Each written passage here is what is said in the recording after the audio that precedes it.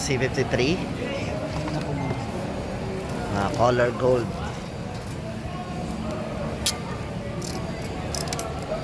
Kaliwa. Ang lakas sa market.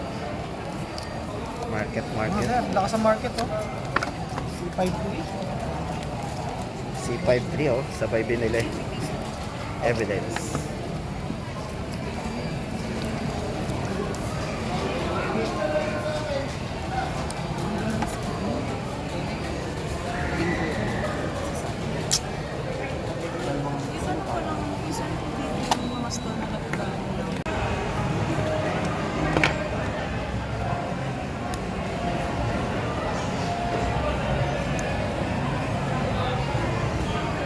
Tapos sa 3, bibigyan mo ko ng 500 doon.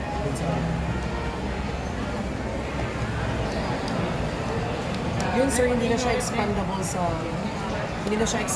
memory card. If you're playing sa screen. Then dual SIM. Sir, name nyo na lang po tsaka address para sa... Okay guys, ito naman ang latest update natin para sa mga model ni Realme ngayong October 27, 2023. Ito guys, isa-isahin na natin. Kung mapapansin nyo guys, wala na dito yung mga C33 at saka yung mga C35 at saka yung mga 10 series. Ito guys, meron tayong bagong aabangan dito. Yan. So ito guys, coming soon. Abangan po natin yan. Yan. Excited na po tayo dito sa model na yan. Coming soon. Malapit na po yan. Pero yan guys, ito umpisahan na natin yung ating update. Doon tayo sa pinakamura guys. Ito for Realme C30s, available pa po. Yung 7GB RAM, 3+4 yung RAM po nito. Yan. 4,999 po yung price niya. Naka 64GB na po tayo. Yan. Realme C30s.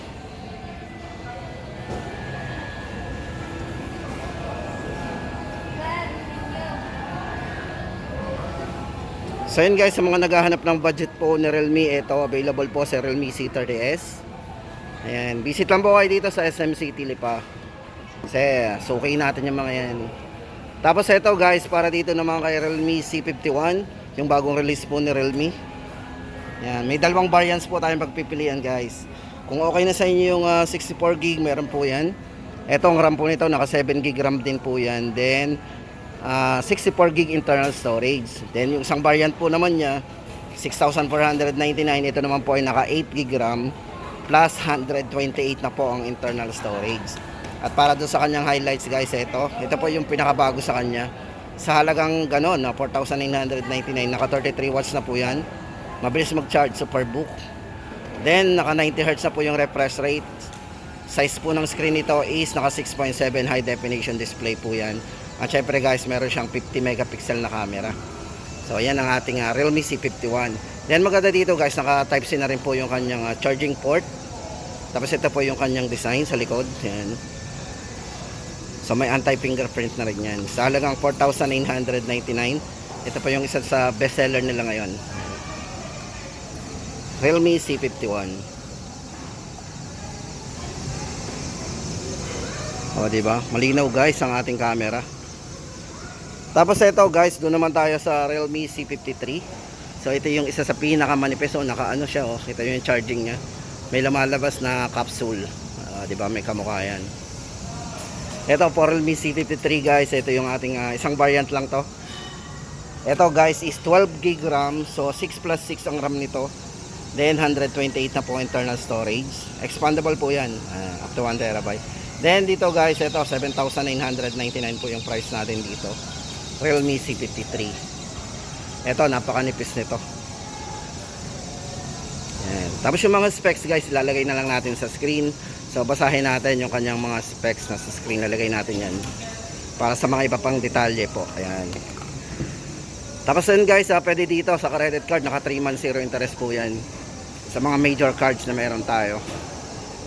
Tapos guys, dito naman tayo for Realme C55. Yan, for Realme C55 guys, dalawang variants din ang pagpipilian natin dito. Eto guys, lamang naman ito sa camera. Naka 64 megapixel na po yan. Yan. So dito guys, ito yung ating dalawang pagpipilian. Para doon sa 128GB nya. Yan, 8,999. At para sa 256, Ang laki na kanyang storage yan, 10,999. Then para po sa kanyang highlights guys, ito, naka 64 megapixel artificial intelligence po yan ang camera. 5,000 mAh battery. Then naka ano na po yan, naka 33 watts superbook charge din.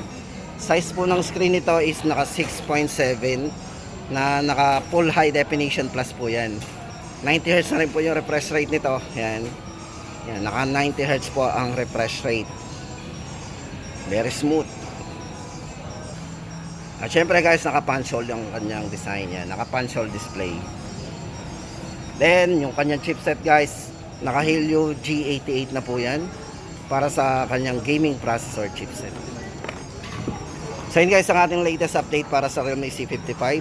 Sa mga naghahanap ng phone yan na may mataas na internal storage and camera. At ito guys, syempre yung ating latest na Realme, yung pinakamataas po ni Realme, ito, Realme 11 Pro 5G and 11 Pro Plus 5G. Ito for 11 Pro 5G guys, ito ang price natin, 19,999. Ito naka 16 GB RAM na po yan, 8 plus 8. Then ang kanya pong highlights guys, ito check natin, naka 120 Hz po refresh rate ng screen. Then naka curve OLED display po. Yan, naka curve OLED display yan. Then camera guys, ito naka 100 megapixel po yan, optical image pro light camera. Then yung kanyang chipset guys, naka Dimensity 7050 5G chipset po yan. Yan. Then meron siyang protection na ito guys, ito check natin yan, mahalaga yan, naka 48 month long lasting fluency.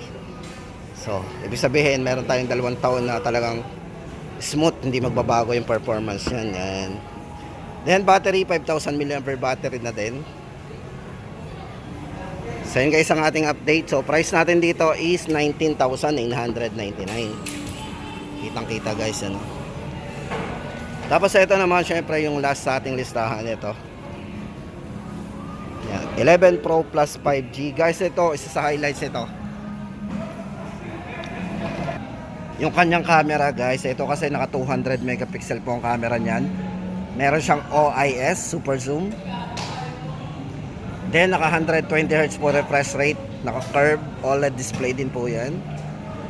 Then maganda pa dito, naka 100 watts po 'yan. Grabe, sobrang bilis itong mag-charge. Naka 100 watts po 'yan.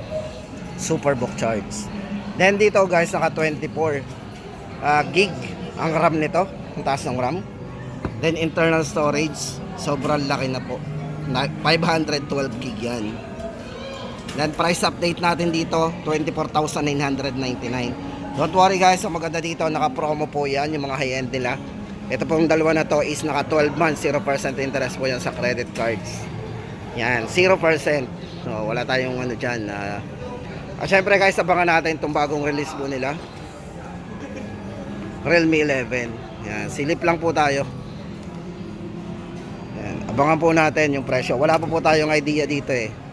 I-check po natin yan. Babalikan po natin yan. Yan guys ang ating latest update. Ngayong October 27, 2023 sa mga model po ni Realme. See you.